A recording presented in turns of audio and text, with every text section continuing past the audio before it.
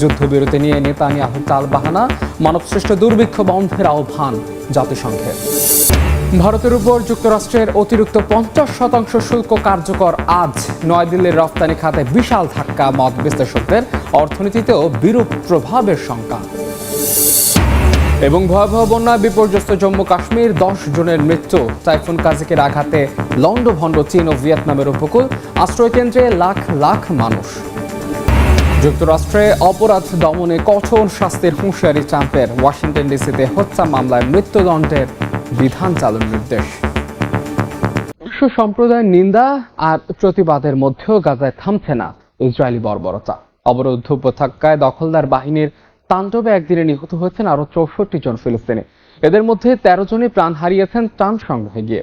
এরই মধ্যে উপত্যকাটিতে আবারও মানবসৃষ্ট দুর্ভিক্ষ বন্ধ করার আহ্বান জানিয়েছে জাতিসংঘের ফিলিস্তিনি শরণার্থী বিষয়ক সংস্থা কাতার। বলছে, যুদ্ধবিরতি নিয়ে হামাস সম্মত হলেও ইসরায়েলের নীরবতা সমঝোতায় রাজি না থাকার ইঙ্গিত। স্থানীয় সময় মঙ্গলবার গাজার বিভিন্ন জায়গায় আগ্রাসন চালায় ইসরায়েলি সেনারা। এতে প্রাণ হারান অর্ধশতাধিক বাসিন্দা। এদের মধ্যে ত্রাণ সহায়তা নিতে গিয়েও প্রাণ হারান বেশ কয়েকজন। এক বিবৃতিতে বিষয়টি নিশ্চিত করেছে উপত্যকাটির স্বাস্থ্য মন্ত্রণালয়। চলমান হামলার মধ্যেই গাজা সিটির আরো গভীরে ইসরায়েলি বাহিনী ঢুকে পড়ায় অনেকেই পরিবার নিয়ে জায়গাটি ছাড়তে বাধ্য হচ্ছেন বলে জানিয়েছে বিভিন্ন গণমাধ্যম।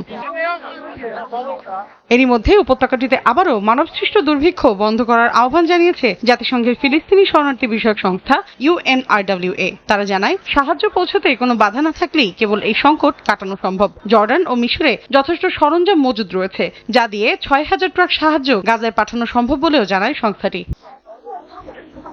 গাজায় যুদ্ধবিরতি নিয়ে ফিলিস্তিনি স্বাধীনতাকামী সংগঠন হামাস রাজি হওয়ার কথা জানালেও এখনো কোনো প্রতিক্রিয়া জানায়নি ইসরায়েল। এই অবস্থাকে সমঝোতায় ইসরায়েলের রাজি না থাকার ইঙ্গিত হিসেবে বর্ণনা করেছে মধ্যস্থতাকারী দেশ কাতার। একই দিন যুদ্ধ থামিয়ে হামাসের সঙ্গে তেল আবিবে বিক্ষোভ করেন গাজায় আটক জিম্মিদের পরিবারের সদস্যরা। এছাড়া জেরুজালেমে প্রধানমন্ত্রী বিনিয়ামিনের কার্যালয়ের সামনে মন্ত্রিসভার বৈঠকের সময় ঢোল পিটিয়ে স্লোগান দিয়ে অবস্থান নেন বিক্ষোভকারীরা। সিরিয়ার রাজধানী দামেস্কে ইসরায়েলি ড্রোন হামলায় দেশটির সেনাবাহিনীর 6 শীর্ষ কর্মকর্তা নিহত হয়েছেন। স্থানীয় সময় বুধবার ভোরে দামেস্কের শহরতলি আল কিসওয়া এলাকায় সেনাবাহিনীর অবস্থান লক্ষ্য করে হামলা চালানো হয়। এর একদিন আগে দামেস্কের বাইরে নতুন করে ইসরায়েলের সামরিক অনুপ্রবেশের নিন্দা জানিয়েছিল সিরিয়া। দেশটির পররাষ্ট্র মন্ত্রণালয়ের অভিযোগ, ইসরায়েল 60 সেনা পাঠিয়ে মাউন্ট হারমনের আশেপাশের একটি কৌশলগত এলাকায় প্রবেশ করে, যা বেইত জিন্ন এলাকার শহরের নিকটবর্তী এবং লেবানন সীমান্ত ঘেঁষা।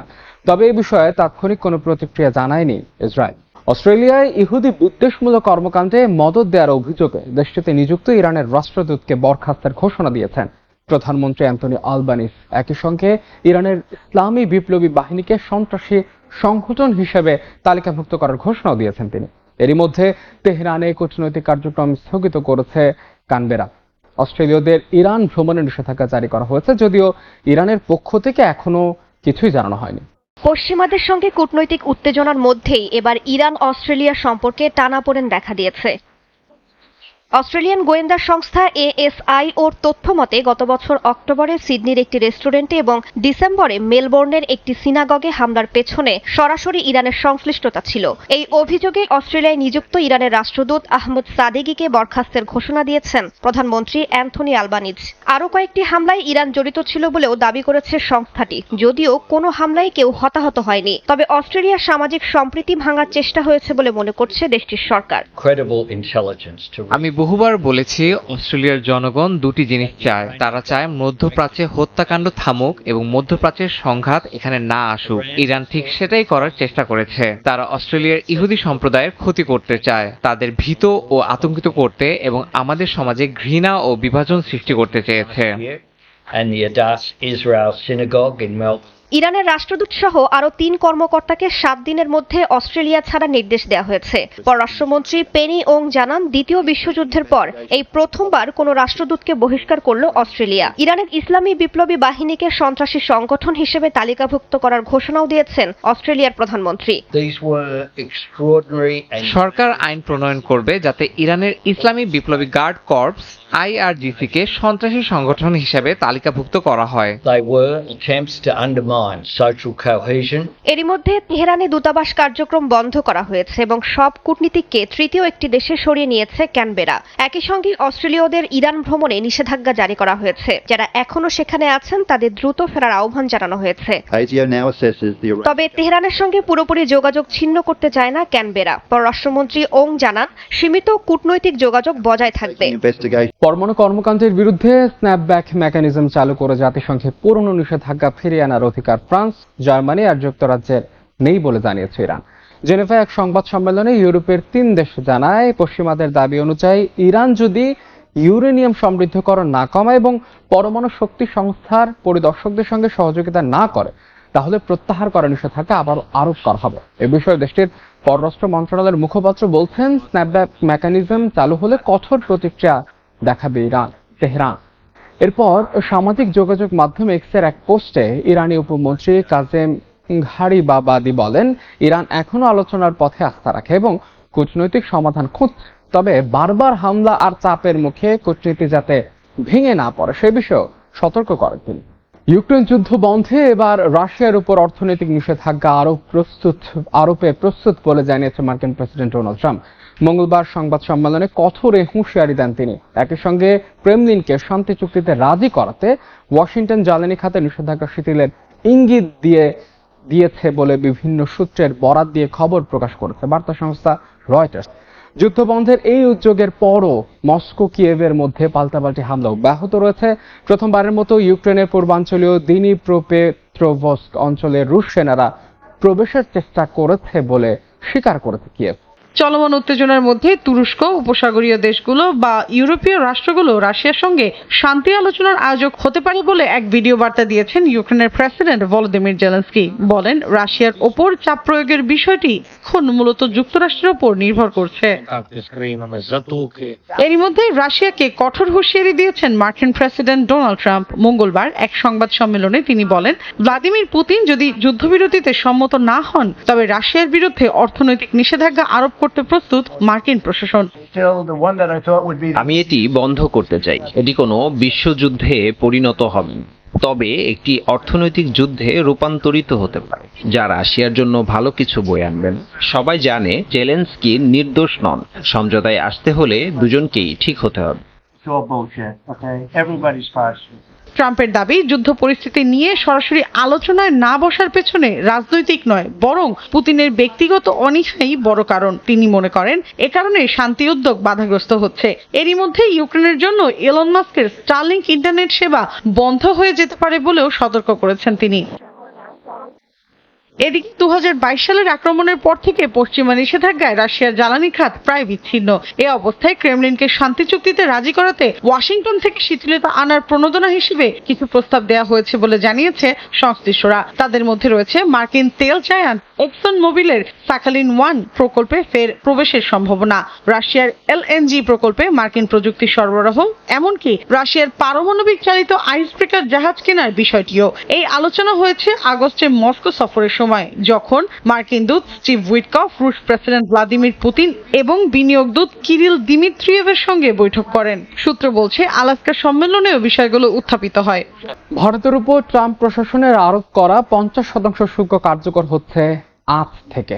তবে শুল্কের প্রভাবে এরই মধ্যে বিপর্যস্ত হয়ে পড়েছে ভারতের রপ্তানি বাণিজ্য। সবচেয়ে বেশি ধাক্কা লেগেছে তৈরি পোশাক, হীরা গয়না ও চিংড়ি, এই 3 প্রধান রপ্তানি খাতে। বাতিল হচ্ছে একের পর এক ক্রয়াদেশ। ঝুঁকিতে পড়েছেন লাখ লাখ মানুষের কর্মসংস্থান। গেল 6 আগস্ট ভারতীয় পণ্যে অতিরিক্ত 25% শুল্ক আরোপ করেন মার্কিন প্রেসিডেন্ট ডোনাল্ড ট্রাম্প। এতে যুক্তরাষ্ট্রের বাজারে ভারতের পণ্য প্রবেশে মোট শুল্ক দাঁড়ায় 50%, যা কার্যকর হচ্ছে বুধবার থেকে।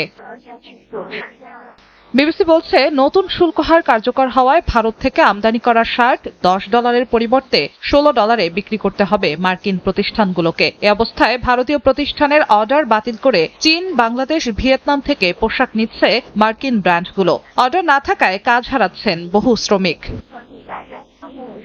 বিশ্বে উত্তোলিত প্রতি 15টি প্রাকৃতিক হীরার মধ্যে 14টিরই কাটা ও পলিশের কাজ হয় গুজরাট রাজ্যের সুরাট শহরে। বছরে $28.5 বিলিয়ন হীরা গহনা রফতানি করে ভারত, যার 1/3 যায় যুক্তরাষ্ট্রে। তবে সেই বাণিজ্য এখন 2 দশকের মধ্যে সর্বনিম্ন পর্যায়ে নেমেছে। কারখানাগুলোতে নেই আগের মতো কর্মমুখর পরিবেশ।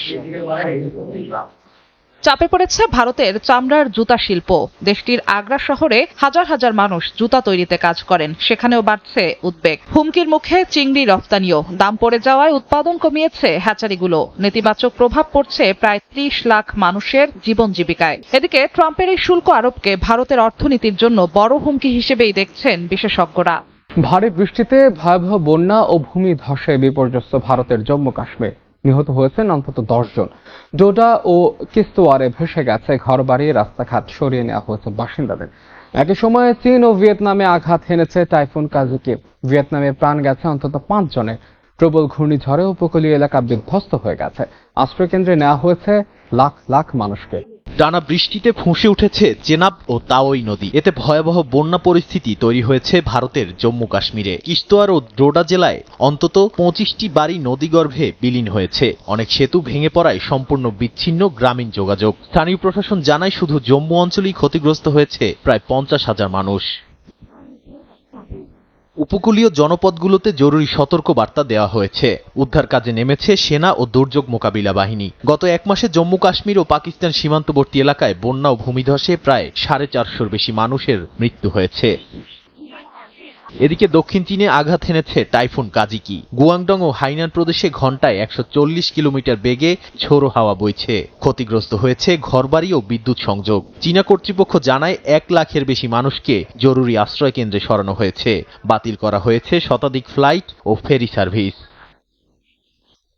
ভিয়েতনামের উত্তর উপকূলীয় প্রদেশগুলোতে টাইফুন কাজিকির প্রভাবে ভয়াবহ জলোচ্ছ্বাস ও প্লাবন দেখা দিয়েছে। রাজধানী হ্যানয়ের আশপাশে ব্যাপক বৃষ্টিপাতে তলিয়ে গেছে রাস্তাঘাট। দেশটির দুর্যোগ ব্যবস্থাপনা মন্ত্রণালয় জানিয়েছে প্রাণহানির পাশাপাশি কয়েক হাজার ঘরবাড়ি ক্ষতিগ্রস্ত হয়েছে। ভারতের সঙ্গে সংঘাতে নিজেদের প্রতিরক্ষা ব্যবস্থায় যে বড় ধরনের ঘাটতি আছে তা বুঝেছে পাকিস্তান। সেই ঘাটতি পূরণ করতে স্বাধীনতা দিবসের আগ মুহূর্তে নতুন আর্মি রকেট ফোর্স কমান্ড গঠনের ঘোষণা দিয়েছে প্রধানমন্ত্রী শাহবাজ শরীফ। বিশ্লেষকরা বলছেন এটি পাকিস্তানের দীর্ঘমেয়াদী সামরিক নীতির বড় পরিবর্তন। ৭৮তম স্বাধীনতা দিবসের অনুষ্ঠানে নতুন রকেট ফোর্স গঠনের ঘোষণা দেন পাকিস্তানের প্রধানমন্ত্রী, যাদের হাতে থাকবে আধুনিক প্রযুক্তি ও শত্রুপক্ষকে বহুদিক থেকে আঘাত হানার ক্ষমতা। বিশ্লেষকদের মতে পারমাণবিক অস্ত্রের বদলে গাইডেড প্রচলিত রকেট ও ক্ষেপণাস্ত্র এই বাহিনীর নিয়ন্ত্রণে থাকবে, যেগুলো সরাসরি সেনাবাহিনীর জেনারেল হেডকোয়ার্টার্স থেকে পরিচালিত হবে। কাতার ভিত্তিক গণমাধ্যম আল জাজিরার বিশ্লেষণধর্মী এক প্রতিবেদনে বলা হয়, নিজেদের প্রতিরক্ষা ব্যবস্থায় যে বড় ধরনের ঘাটতি আছে ভারতের সঙ্গে সংঘাতে তা বুঝতে পেরেছে পাকিস্তান। সেই ঘাটতি পূরণ করতেই স্বাধীনতা দিবসের আগ মুহূর্তে নতুন আর্মি রকেট ফোর্স কমান্ড গঠনের ঘোষণা দেন প্রধানমন্ত্রী শাহবাজ শরীফ। ফাতে 1 ও ফাতে 2 সহ স্বল্প ও মধ্যম পাল্লার প্রচলিত ক্ষেপণাস্ত্র থাকবে নতুন কমান্ডের অধীনে। এসব অস্ত্র ভারতের গভীরে নির্ভুলভাবে আঘাত হানতে সক্ষম হবে, তবে পারমাণবিক সীমা অতিক্রম করবে না। আন্তর্জাতিক বিশেষজ্ঞদের মতে এটি কেবল ভারতীয় ক্ষেপণাস্ত্র পরীক্ষার প্রতিক্রিয়া নয়, বরং বৈশ্বিক ধারা অনুসারে পাকিস্তানের দীর্ঘমেয়াদী কৌশলগত রূপান্তর। ইউক্রেন রাশিয়া যুদ্ধ কিংবা ইসরায়েল ইরান সংঘাত দেখিয়ে দিয়েছে যে আধুনিক যুদ্ধে প্রচলিত ক্ষেপণাস্ত্র ও ড্রোনের গুরুত্ব কতটা বেড়েছে। পাকিস্তানও সেই প্রবণতায় নিজেদের সাজাচ্ছে বলে মনে করেন বিশ্লেষকরা। যুক্তরাষ্ট্রকে অপরাধ মুক্ত করতে জোরালো পদক্ষেপ গ্রহণের পরিকল্পনা হাতে নিয়েছেন মার্কিন প্রেসিডেন্ট ডোনাল্ড ট্রাম্প। এবার ওয়াশিংটন ডিসিতে খুনের মামলায় দোষী সাব্যস্ত হলে সর্বোচ্চ শাস্তি মৃত্যুদণ্ডের বিধান চাইলেন তিনি। রাজধানী ওয়াশিংটন ডিসিতে মৃত্যুদণ্ডের বিধান না থাকলেও মঙ্গলবার মন্ত্রিসভার বৈঠকে এই কথা বলেন তিনি। এদিকে মার্কিন কেন্দ্রীয় ব্যাংক ফেডারেল রিজার্ভের গভর্নরকে ট্রাম্প বরখাস্তের উদ্যোগ নিলেও তা প্রত্যাখ্যান করেছেন লিসা কুক। উল্টো প্রেসিডেন্টের বিরুদ্ধে আইনি পদক্ষেপ নেওয়ার হুঁশিয়ারি দিয়েছেন তিনি। যুক্তরাষ্ট্রের আইন শৃঙ্খলা পরিস্থিতি, ফেডারেল রিজার্ভ ব্যাংকের গভর্নরকে বরখাস্ত করা, রাশিয়া ইউক্রেন ও গাজায় যুদ্ধ বন্ধ, নানা ইস্যুতে উত্তপ্ত মার্কিন রাজনীতি। মঙ্গলবার এসব বিষয়ে মন্ত্রিসভায় বৈঠকে বসেন প্রেসিডেন্ট ডোনাল্ড ট্রাম্প। প্রায় 3.5 ঘন্টা ধরে চলা বৈঠকে ট্রাম্প বলেন, ওয়াশিংটন ডিসিতে খুনের মামলায় দোষী সাব্যস্ত হলে সর্বোচ্চ শাস্তি মৃত্যুদণ্ড চান তিনি। যুক্তরাষ্ট্রের বিভিন্ন অঙ্গরাজ্যের মতো রাজধানী ওয়াশিংটন ডিসিতেও মৃত্যুদণ্ডের বিধান নেই। ট্রাম্প আশা করেন ধীরে ধীরে অন্যান্য অঙ্গরাজ্যগুলো মৃত্যুদণ্ড কার্যকরের উদ্যোগ নেবে। মন্ত্রিসভা বৈঠকে ট্রাম্প জানান, ওয়াশিংটন ডিসির পর অপরাধ দমনে ইলিনয়ের শিকাগোতে সেনা মোতায়েনের সিদ্ধান্ত নেওয়া হয়েছে। এ বিষয়ে তিনি বলেন, গভর্নর কেতি হুকুল চাইলে নিউ ইয়র্কেও ন্যাশনাল গার্ড মোতায়েন করা হবে। এ বিষয়ে কেতি হুকুলের কোনো মন্তব্য জানা না গেলেও ইলিনয়ের গভর্নর জেভি প্রিস্কার ট্রাম্পের সিদ্ধান্তকে প্রত্যাখ্যান করেছেন। এক সংবাদ সম্মেলনে প্রিস্কার বলেন, যুক্তরাষ্ট্রের 20টি বড় শহরের মধ্যে 13টিতেই গণহত্যা সহ অপরাধ প্রবণতা বেশি, যেগুলো ট্রাম্পের দল রিপাবলিকান শাসিত।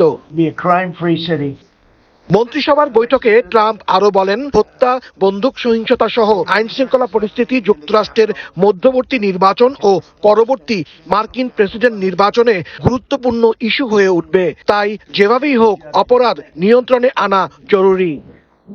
এদিকে কেন্দ্রীয় ব্যাংক ফেডারেল রিজার্ভের গভর্নর লিসা কুককে বরখাস্ত করার কথাও বৈঠকে জানান ট্রাম্প। কুককে মর্টগেজ প্রতারক আখ্যা দিয়ে ট্রাম্প বলেন, তার দায়িত্বে থাকার কোনো নৈতিক অধিকার নেই। প্রেসিডেন্টের নজিরবিহীন হস্তক্ষেপকে অস্বীকার করে লিসা কুক বলেছেন, ফেডারেল রিজার্ভ একটি স্বাধীন প্রতিষ্ঠান, এর ওপর প্রেসিডেন্টের নিয়ন্ত্রণের কোনো সুযোগ নেই। মাসব্যাপী স্থবিরতার পর অবশেষে আফগান শরণার্থী গ্রহণের প্রক্রিয়া পুনরায় চালুর ঘোষণা দিয়েছে জার্মানি।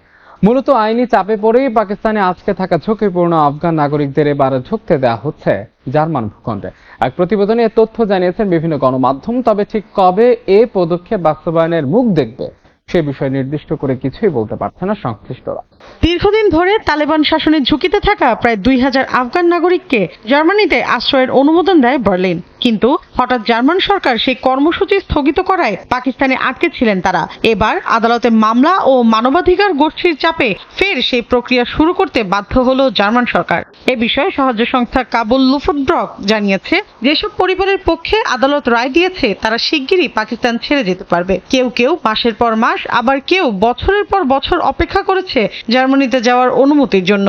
নিয়মিত বাণিজ্যিক ফ্লাইটেই তাদের স্থানান্তর করা হবে বলেও জানায় সংস্থাটি। আমরা শুধুমাত্র তথ্য পেয়েছি। পররাষ্ট্র দপ্তর আইনজীবীদের সঙ্গে যোগাযোগ করেছিল। শীঘ্রই এটি শুরু হবে বলে আমরা ধারণা করছি। তবে ঠিক কখন বাস্তবায়িত হবে সে সম্পর্কে এখনো আমাদের কাছে সুনির্দিষ্ট ইঙ্গিত নেই। তবে জার্মান স্বরাষ্ট্র মন্ত্রণালয় বলছে, শুধুমাত্র আগে থেকেই অনুমোদনপ্রাপ্ত আফগান নাগরিকরাই যাচাই বাছাইয়ের পর প্রবেশাধিকার পাবেন। প্রত্যেককে আলাদাভাবে কেস পর্যালোচনার মধ্য দিয়ে যেতে হবে। পাশাপাশি পাকিস্তান সরকারের কাছ থেকে এক্সিট পারমিট নিশ্চিত করাও বাধ্যতামূলক বলে জানা গেছে। মানবাধিকার গোষ্ঠীগুলোর দাবি, জার্মানির এই দীর্ঘসূত্রিতা হাজারো পরিবারকে অনিশ্চয়তার মধ্যে রেখেছিল। পাকিস্তানের ক্রমবর্ধমান অভিবাসন বিরোধী অবস্থান এবং জোরপূর্বক প্রত্যাবাসন কর্মসূচির মধ্যে এই সিদ্ধান্তে কিছুটা স্বস্তি ফিরবে বলে মনে করছেন তারা। মালদ্বীপের থুডু আইল্যান্ডে কর্মরত প্রবাসীদের জন্য ভ্রাম্যমাণ কনসুলার সেবা ও কল্যাণ ক্যাম্প চালু করেছে বাংলাদেশ হাইকমিশন। হাইকমিশন জানিয়েছে, প্রবাসীদের স্বার্থে এ ধরনের কার্যক্রম পর্যায়ক্রমে মালদ্বীপের অন্যান্য দ্বীপেও চালানো হবে। রাজধানী মালে থেকে প্রায় 70 কিলোমিটার দূরে থুডু আইল্যান্ড। এ দ্বীপে প্রায় 5 শতাধিক প্রবাসী বাংলাদেশী বিভিন্ন প্রতিষ্ঠানে কর্মরত। তাদের জন্যই প্রথমবারের মতো আয়োজন করা হলো ভ্রাম্যমাণ কনসুলার সেবা ও কল্যাণ ক্যাম্প।